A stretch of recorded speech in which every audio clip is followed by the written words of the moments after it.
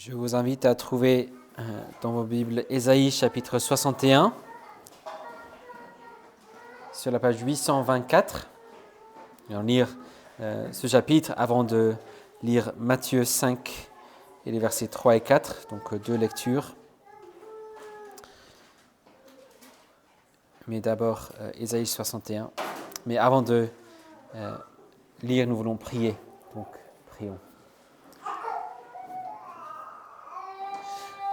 Notre Père Céleste, nous te remercions pour ta parole et pour cette occasion que tu nous donnes maintenant de t'entendre, t'adresser à nous depuis ton saint trône. Et pour que cette parole soit efficace pour nous sauver, nous te prions que tu nous aides par ton Esprit Saint à l'écouter avec des cœurs diligents, bien disposés et pleins de prières. Que tu nous aides à la recevoir avec foi et amour, à la serrer dans nos cœurs et la mettre en pratique dans nos vies. C'est ce que nous te prions au nom puissant de ton Fils Jésus-Christ. Amen. Donc, Ésaïe 61, écoutons la parole de Dieu. Ce sont les paroles que Jésus a lues dans le synagogue aussi pour dire que c'était lui, l'accomplissement de ces paroles.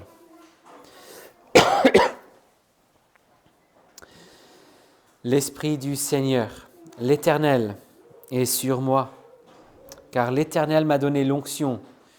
Il m'a envoyé pour porter de bonnes nouvelles à ceux qui sont humiliés, pour panser ceux qui ont le cœur brisé, pour proclamer aux captifs leur libération et aux prisonniers leur élargissement, pour proclamer une année favorable de la part de l'Éternel et un jour de vengeance de notre Dieu, pour consoler tous ceux qui sont dans le deuil, pour accorder à ceux de Sion qui sont dans le deuil, pour leur donner de la splendeur au lieu de cendre, une huile de joie au lieu du deuil, un vêtement de louange au lieu d'un esprit abattu, afin qu'on les appelle térébinthes de la justice, plantation de l'Éternel, pour servir à sa splendeur. Ils rebâtiront sur d'anciennes ruines, ils relèveront d'antiques décombres, ils rénoveront des villes désertes, dévastées pendant des générations. Des étrangers seront là pour faire paître votre petit bétail. Des fils de l'étranger seront vos laboureurs et vos vignerons. Mais vous, on vous appellera sacrificateurs de l'Éternel. On dira que vous êtes au service de notre Dieu. Vous mangerez les ressources des nations et vous vous ornerez de leur gloire. Au lieu de votre honte, vous aurez double mesure. Au lieu de la confusion, ils seront joyeux de leur part. Ils posséderont ainsi le double dans leur pays, et leur joie sera éternelle. Car moi, l'Éternel, j'aime le droit. Je hais la rapine avec la perversité. Je rétribuerai fidèlement leur activité, et je conclurai avec eux une alliance éternelle. Leur descendance sera connue parmi les nations, et leur progéniture parmi les peuples. Tous ceux qui les verront reconnaîtront qu'ils sont une descendance bénie de l'Éternel. Je me réjouirai pleinement en l'Éternel. Mon âme sera ravie d'allégresse en mon Dieu, car il m'a revêtu des vêtements du salut. Il m'a couvert du manteau de la justice, comme le fiancé s'orne d'une parure tel un sacrificateur, comme la fiancée se pare de ses atours. En effet, comme la terre fait sortir son germe, et comme un jardin fait germer ses semences, ainsi le Seigneur, l'Éternel, fera germer la justice et la louange en présence de toutes les nations. Et ensuite, nous lisons Matthieu 5, sur la page 1080, et je vais lire les versets 3 et 4.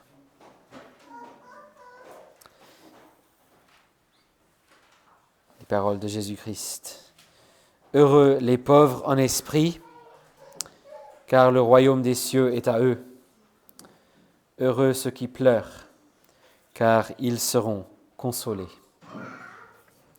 L'herbe sèche, la fleur se fane, mais la parole de notre Dieu subsistera éternellement.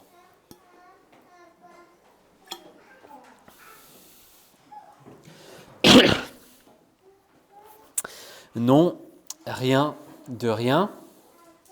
Non, je ne regrette rien. Cette tube d'Edith Piaf est l'une des chansons les mieux connues en France et sûrement même l'une des chansons françaises les plus connues au monde. Et même si la chanson parle principalement d'un rejet total du passé, du fait de ne regretter ni le mal ni le bien qu'on m'aurait fait, dans les paroles de la chanson, il y a énormément de gens qui ont simplement écouté cette première ligne pour y retrouver de l'inspiration à vivre sans regret quant à leur propre choix dans leur propre vie. Dans notre monde et notre culture, on a cette idée qui est souvent proposée et célébrée, le fait d'assumer pleinement tout ce qu'on a fait sans rien regretter, éventuellement en apprendre quelques leçons ici et là, mais sans regret. Et on pourrait se convaincre qu'il s'agisse d'une belle attitude. C'est quelqu'un qui se respecte, qui vit sa vie, qui est prêt à apprendre des leçons. On pourrait même croire que ça donne l'impression de maturité. Mais comme on verra ce matin, la réalité est tout autre.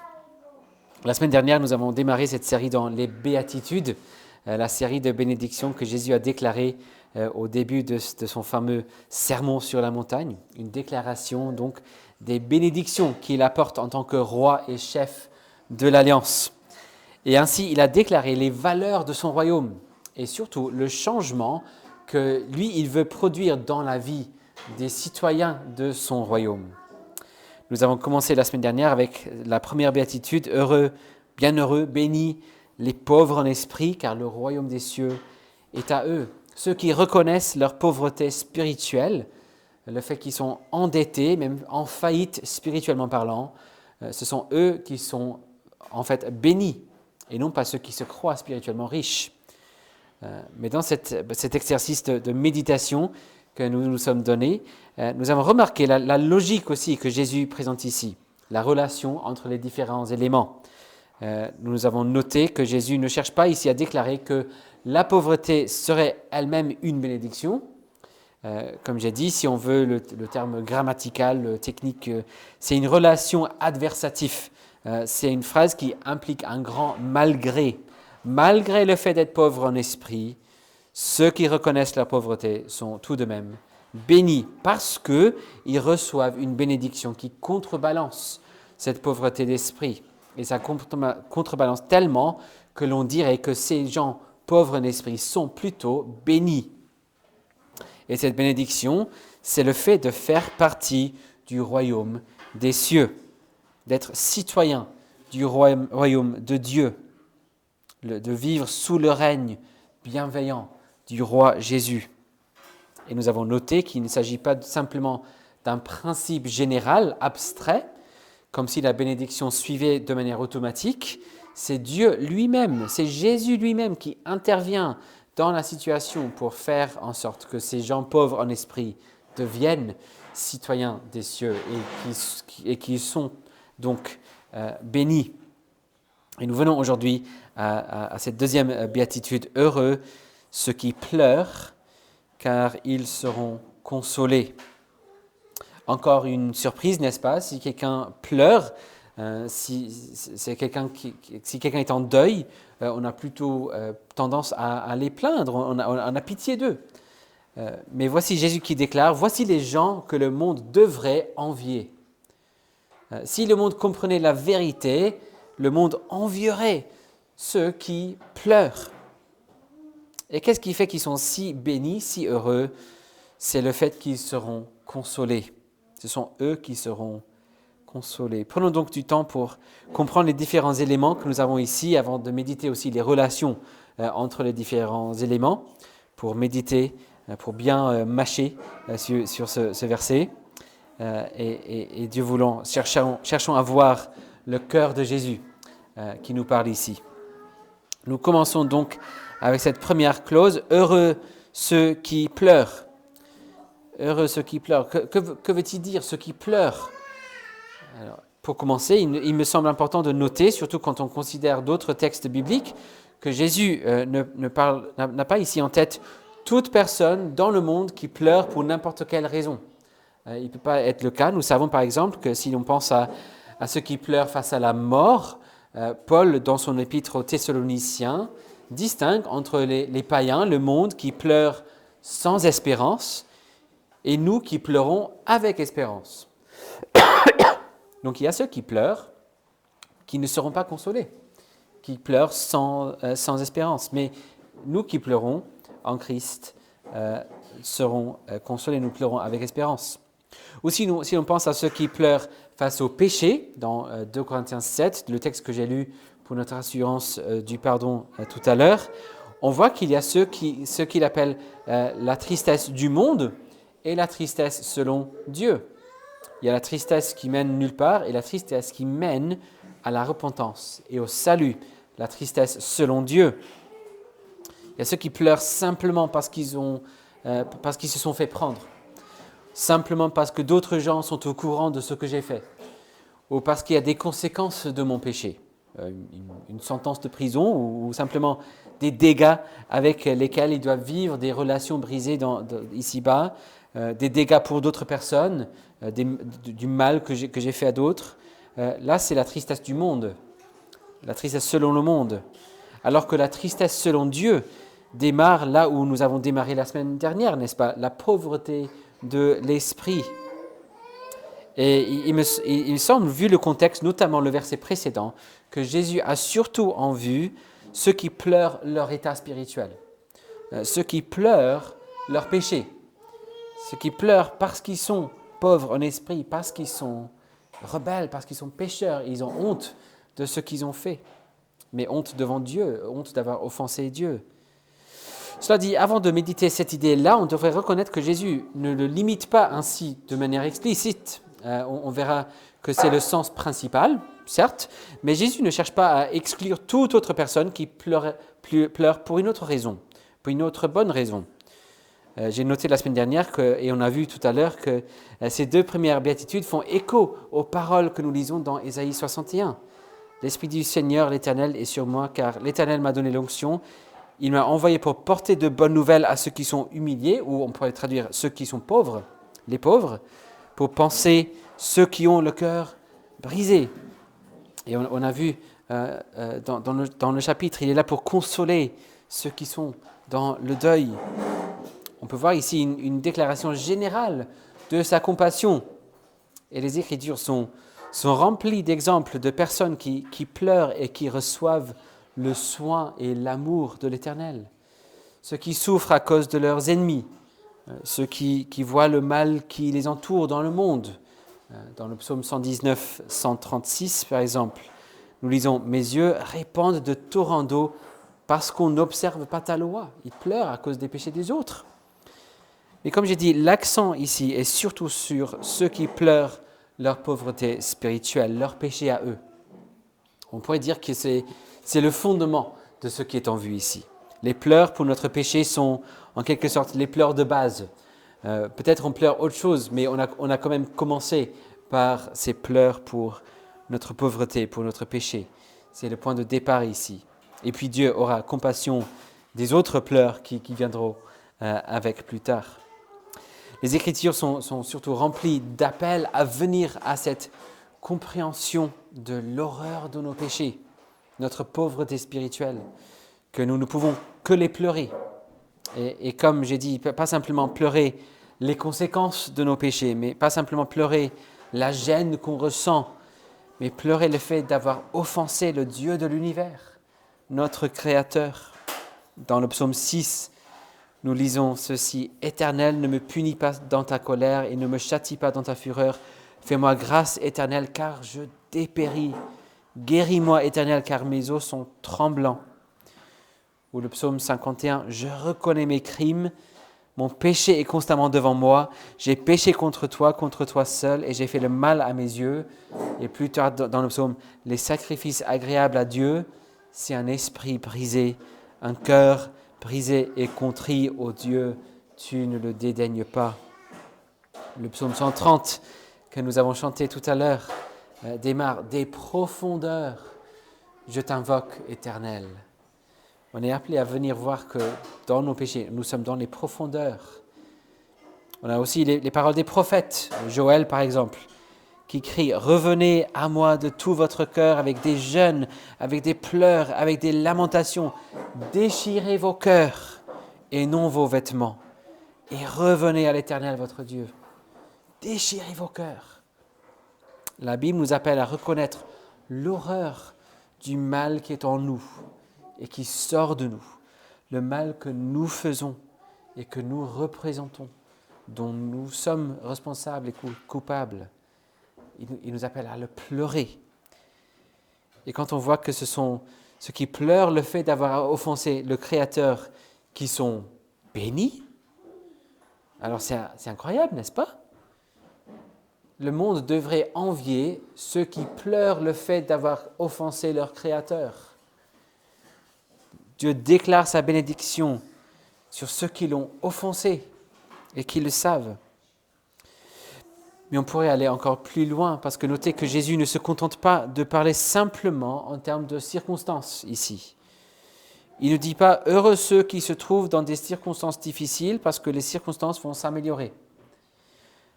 Très souvent, on peut se concentrer trop sur les circonstances et chercher à tout régler et en changeant les circonstances. Les maris ici, je suis sûr qu'il n'y a personne comme ça ici, mais apparemment, il y aurait certains hommes où quand ils écoutent leur épouse qui raconte sa journée et tout ce qui s'est mal passé, il ne fait que donner des suggestions pour améliorer, pour changer ce qui s'est passé. Alors que l'épouse ne cherchait simplement à ce qu'il écoute et qu'il lui dise « Désolé chérie, c'est pas très agréable, c'est dur, je suis navré ». Trop souvent, on présume que Dieu est un peu comme ça. Il n'a pas trop de soin pour ce que nous vivons, ce que nous ressentons. On l'a quand même offensé, on est quand même son ennemi, mais il est quand même prêt à faire un peu grâce et changer les circonstances, gérer le problème, changer ce qui s'est passé, et puis tout ira bien. Et bien évidemment, ce serait déjà bien s'il faisait ça. Mais bien au-delà, c'est bien au-delà de ce que nous mériterions. Mais Jésus n'a pas dit « heureux ceux qui vivent des circonstances difficiles » ou « heureux ceux qui ont été jugés coupables, car tout sera réglé ». Non, notez que Jésus pense au cœur de ces gens. Il pense à leur cœur brisé, même ces gens qui l'ont offensé, ses ennemis, ces gens qui ont péché contre lui. Le souci de Jésus, c'est pour leur péché, mais aussi l'effet de ces péchés dont ils sont responsables et coupables, l'effet de ces péchés sur leur cœur. Jésus voit des pécheurs, et alors qu'il a bien évidemment une réaction de justice, de colère contre le péché, il est aussi vrai qu'il est rempli de compassion pour le pécheur. Il voit le mal que fait ce péché dans sa vie, et il veut l'aider à le voir pour qu'il puisse le bénir. Jésus voit un pécheur en train de l'offenser et son désir, c'est de pouvoir, au moyen de le bénir, de guérir le mal que ce péché fait dans le cœur du pécheur. Considérons donc un peu le début de la phrase « heureux ceux qui pleurent ». La logique de cette bénédiction, de cette béatitude, est similaire à celle de la première bénédiction. On pourrait dire qu'il y a aussi un aspect adversatif ici, mais aussi en même temps, comme pour la première en fait, un aspect exclusif. Exclusif dans le sens que c'est une bénédiction réservée pour ceux qui pleurent et pas pour d'autres. Pour ceux qui pleurent leur état d'esprit, leur pauvreté spirituelle. Il est essentiel d'arriver à ce point de se rendre compte de l'horreur de nos péchés, d'avoir horreur de ce que nous avons fait. Et cela non pas simplement que nous avons fait contre les normes de notre société, ou notre famille, notre communauté, non pas simplement horreur des conséquences de ce que j'ai fait, mais horreur du fait d'avoir ainsi offensé notre Dieu. Ainsi voit-on ici une attitude, une valeur essentielle que le roi Jésus veut produire en nous tous par son esprit comme élément essentiel du chemin vers la bénédiction qu'il veut nous donner. Donc un aspect exclusif, mais aussi, comme j'ai dit, cet aspect adversatif, le grand malgré qu'on doit mettre là. La bénédiction, ce n'est pas le fait de pleurer. Nous sommes bénis malgré le fait de pleurer.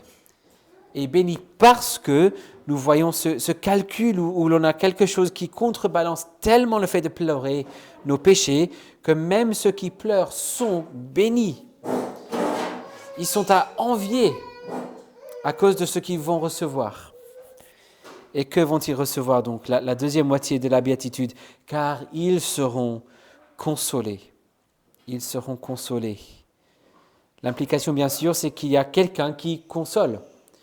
Et il ne s'agit pas simplement d'un principe abstrait, il n'y a pas une consolation qui vient de nulle part, ce n'est pas une crème qu'on doit mettre.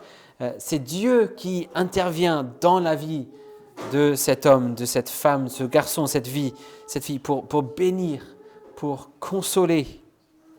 Mais nous pouvons être plus précis, n'est-ce pas? Parce que Jésus, la nuit de son arrestation, a annoncé à ses disciples qu'il allait envoyer un autre consolateur, l'Esprit de vérité qui nous donne de voir Jésus et de nous souvenir de lui et placer notre foi en lui. Dans le texte de Jean 14 et 15 où Jésus parle de cet autre consolateur, le mot traduit « autre », il y a deux façons de dire « autre » en grec. Un autre mais différent et un autre mais pareil. Et ici, c'est un autre mais pareil, c'est-à-dire encore un consolateur. C'est-à-dire que Jésus se voyait aussi comme consolateur. Il est un consolateur, il va envoyer encore un consolateur qui va le suivre. L'Esprit devait être envoyé pour être un consolateur exactement comme Jésus est un consolateur. Martin Luther appelait l'Esprit Saint le Alter Christus, l'autre Christ qui vient nous consoler, celui qui vient pour nous donner, pour nous communiquer Jésus et sa consolation. C'est lui qui intervient pour nous consoler. Et quelle est cette consolation qui nous donne face aux misères de la conviction de notre péché donc? D'abord, la consolation, ce n'est pas qui nous dit « t'inquiète pas, t'as rien fait » ou « c'était pas ta faute ». Non, il ne nie pas notre péché. Il ne nie pas notre culpabilité. Il ne dit pas « ne regrette rien ». Il ne dit pas non plus « oh, t'inquiète, c'était pas si grave que ça. Il y a pire quand même ». Non, il ne minimise pas notre péché non plus. Il ne nie pas, il ne minimise pas. Non, la consolation vient tout en reconnaissant notre péché et le sérieux, la gravité de notre péché. Il y a vraiment de quoi pleurer ici. Comme on a vu, la Bible nous encourage à venir et pleurer, reconnaître combien est grave et horrible notre péché, comme le dit le prophète Joël. Et cela par ce même esprit qui viendra nous consoler. Déchirez vos cœurs. Ou David, les sacrifices agréables à Dieu, c'est un esprit brisé. La consolation n'est pas que vous n'avez rien à pleurer. Quelle est cette consolation alors? C'est sûrement la même consolation que celle que déclare Ésaïe, n'est-ce pas, dans Ésaïe 40. Consolez, consolez mon peuple, dit votre Dieu. Parlez au cœur de Jérusalem et criez-lui. Que faut-il dire pour consoler? Que son combat est terminé. Qu'elle est graciée de sa faute. Qu'elle a reçu de la main de l'Éternel au double de tous ses péchés. Il y avait bel et bien un combat. Mais c'est terminé. La guerre de nous contre Dieu, c'est fini. La paix est établie. Il y avait de la faute, de l'iniquité, du péché, mais elle est graciée, pardonnée. Et puis cette expression un peu bizarre, elle a reçu de la main de l'Éternel au double de tous ses péchés. Elle avait beaucoup de péchés, oui, mais l'Éternel a fait quelque chose. Elle a reçu au double. Alors, qu'est-ce que ça veut dire? Alors, c'est un de mes profs d'Ancien Testament qui m'a aidé à comprendre ça quand j'étais à la fac de théologie. Et on peut prendre l'idée d'une doublure dans un film. S'il y a une grande cascade dangereuse dans un film, on n'en voit pas l'acteur principal, on en voit la doublure. C'est-à-dire un substitut qui fait la cascade à la place de l'auteur. C'est une doublure. L'Éternel a donné celui qui a pris ma place en tant que pécheur pour payer le prix. Quel consolateur! Tout a été payé, tout est réglé. Le pardon est assuré. Il n'est donc pas surprenant que le résultat de tout cela dans Ésaïe 40, c'est la révélation de la gloire de Dieu que toute chair verra. Voilà la consolation qu'il veut donner à ceux qui pleurent. Tout est pardonné. La guerre, c'est fini. Vous avez la paix. Mais notons juste un dernier élément avant de nous diriger vers une conclusion. Nous avons noté que cette bénédiction vient exclusivement à ceux qui pleurent. Pourtant, nous ne devons pas tomber dans l'erreur de croire que nos pleurs seraient une sorte d'œuvre qui pourrait mériter cette consolation.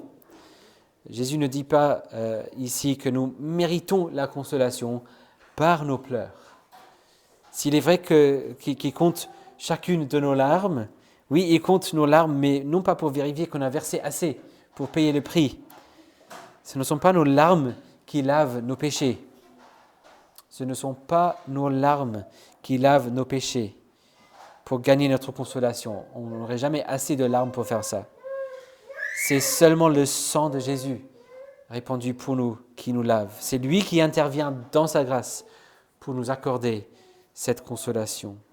Et comme avec la première béatitude, même si nous ne le voyons pas tout de suite, nous pourrons voir après coup que même les pleurs, même le fait de pleurer, cette prise de conscience de nos péchés et cette réaction de pleurs, même les pleurs étaient aussi un don de Dieu. Même les pleurs sont le fruit de l'œuvre de l'Esprit en nous, pour nous illuminer, pour nous réveiller. C'est l'œuvre que Jésus produit en tant que roi des cieux. Quelle est la leçon que nous devrions retenir ici donc? C'est que Jésus nous appelle à reconnaître la gravité et à pleurer l'horreur de nos péchés contre Dieu. Mais à ceux qui pleurent, il promet l'éternelle bénédiction de la consolation, du pardon. Jésus nous appelle à reconnaître la gravité et à pleurer l'horreur de nos péchés contre Dieu. Mais à ceux qui pleurent, il promet l'éternelle bénédiction de la consolation, du pardon. Comme j'ai dit, rappelons-nous, non simplement a-t-il simplement réglé la question des circonstances, non seulement a-t-il payé le prix, mais il veut aussi que ça touche nos cœurs. Non seulement que nous soyons pardonnés et acceptés sur papier, mais que nous soyons aussi consolés, que nous ayons la paix avec Dieu. À la fin de l'évangile de Jean, il y a ce bel épisode en Galilée, après la résurrection, où Jésus invite les disciples simplement à prendre le petit déjeuner avec lui sur la plage. Dans un sens, on pourrait dire tout a été fait, le problème a été réglé, Jésus était mort, maintenant il est vivant, Christ est ressuscité. On peut envoyer les disciples maintenant pour continuer la mission, n'est-ce pas? Et pourtant, il reconnaît que tout ce qu'avaient vécu les disciples, la mort de Jésus, cette perte de leur maître, leur propre péché et leur faiblesse dans ces instants, tout cela avait traumatisé leur cœur quand même. Jésus prend le temps donc, non pas simplement pour se présenter ressuscité et hop, tout est réglé, mais pour consoler, pour guérir ses disciples qui ont le cœur traumatisé. Même s'il voit que tout est restauré, il prend le temps pour guérir leur cœur, pour manger un petit déj avec les disciples, pour qu'ils prennent le temps pour être consolés. S'il nous appelle à déchirer nos cœurs, c'est aussi pour qu'ils puissent les guérir, les restaurer, les apaiser, les consoler, même au-delà de ce qu'ils étaient avant. Que devrions-nous faire donc? Ça dépend un peu de là où on est, bien sûr. Avez-vous déjà reconnu que vous êtes pauvre en esprit? Vous n'avez rien à offrir, que vous n'avez rien à présenter, rien à faire qui pourrait gagner l'approbation de Dieu? Même par le fait d'être plutôt sympa. Est-ce que vous reconnaissez que vous n'avez rien? Alors c'est le bon premier pas, c'est un point de départ. Sinon, c'est par là qu'il faut commencer. Reconnaître que j'ai rien, j'ai que péché, je n'ai rien de bon à offrir. Ce serait le premier pas. Ensuite, vous êtes-vous rendu compte de la gravité et de l'horreur de votre pauvreté spirituelle? Reconnaître que oui, j'ai fait ça, ça et ça, mais est-ce que vous reconnaissez la gravité de cette pauvreté spirituelle? Est-ce que vous avez commencé à pleurer vos péchés? Est-ce que vous êtes entré dans cet état d'esprit que nous aurions jusqu'à la mort de pleurer nos péchés, d'avoir honte, d'avoir horreur de ce que nous avons fait, de ce que nous n'avons pas fait, de notre rébellion contre Dieu, contre ce Créateur 3 fois saint? Rendez-vous compte du fait que vous êtes dans les profondeurs, qu'il faut venir en déchirant nos cœurs, en offrant un cœur brisé, non pas pour mériter quoi que ce soit, mais simplement parce qu'on ne peut faire autrement. Ça, c'est la prochaine étape. Mais peut-être pour d'autres, vous êtes déjà là. Certains restent là très longtemps, sans voir le reste. Certains pensent qu'il faut rester là-bas dans les profondeurs un certain temps, jusqu'au moment où on dit qu'on a fait assez, ou qu'on aurait assez pleuré. Mais comme j'ai dit, ce n'est pas l'idée d'avoir assez pleuré. L'appel de ce texte pour vous, donc, c'est de croire exactement ce que dit Jésus ici. Heureux, bénis, bienheureux ceux qui pleurent, car ils seront consolés. La consolation viendra certainement. Vous êtes donc bénis. L'idée, ce n'est pas de rester dans les profondeurs et de se flageller. C'est, oui, de pleurer ses péchés, mais de croire. Jésus veut vous dire quelque chose ici. Il ne dit pas simplement « pleurez car vous êtes pécheurs ». Il dit non, vous pleurez car vous êtes pécheurs déjà, et donc vous êtes bénis parce que vous serez consolés. Vous avez la vérité de la consolation avec vous dans la bonne nouvelle de Jésus, votre Sauveur, qui a payé le prix. Lui, le double, lui, la doublure.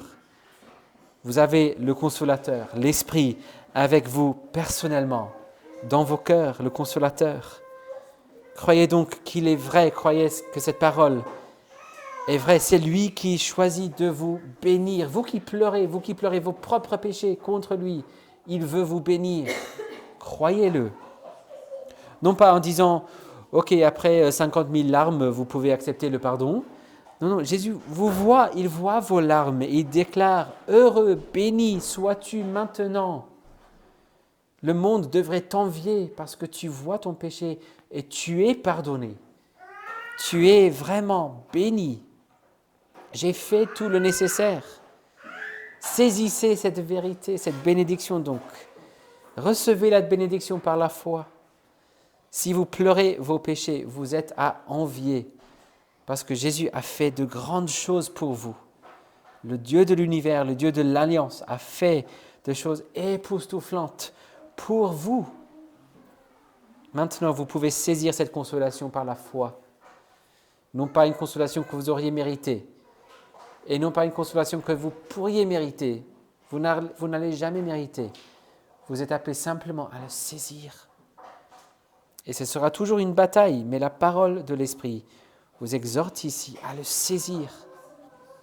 Mais un jour, la foi donnera lieu à la vue et vous serez parfaitement, complètement consolés. Vous serez pleinement, parfaitement avec votre Dieu. Et comme nous dit l'apôtre Jean, il essuiera toute larme de leurs yeux. La mort ne sera plus, il n'y aura plus ni deuil, ni cri, ni douleur, car les premières choses auront disparu. Une des choses les plus difficiles pour un papa de voir, ce sont les larmes de ses enfants. Et Dieu a hâte de venir à chacun de ses enfants ce jour-là pour essuyer toutes les larmes. Vous n'aurez plus à pleurer, il n'y aurait ni deuil, ni cri, ni douleur. Vous serez avec lui, vous serez parfaitement consolés.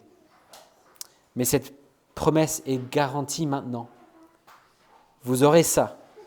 Et puisque vous aurez ça, vous êtes bénis maintenant. Vous êtes à envier. Croyez-le. Saisissez ça par la foi. Et remercions le Seigneur pour cette grâce. Amen. Prions. Merci notre Père pour cette grâce que tu nous fais de nous bénir, nous qui pleurons nos péchés. nos péchés contre toi. Merci pour cette miséricorde qui nous dépasse complètement. Seigneur, nous te prions que tu nous donnes de saisir par la foi cette parole, de la croire, pas simplement d'aller dans nos pleurs, mais de saisir que nous sommes bénis parce que tu es venu pour nous bénir. Et tu as hâte de ce jour où tu pourras essuyer toutes nos larmes. Et donc notre prière avec l'apôtre Jean, avec toute l'Église, c'est oui, Amen, viens Seigneur Jésus. Maranatha, viens bientôt. Seigneur Jésus, nous avons hâte de ce jour. Nous avons hâte du jour où nous n'allons plus pleurer nos péchés. Surtout, nous avons hâte du jour où nous ne pécherons plus. Et nous serons avec toi, parfaitement consolés dans ta joie. Viens donc, Seigneur Jésus, et donne-nous de saisir cette bénédiction par la puissance de l'Esprit. Au nom de Jésus-Christ. Amen.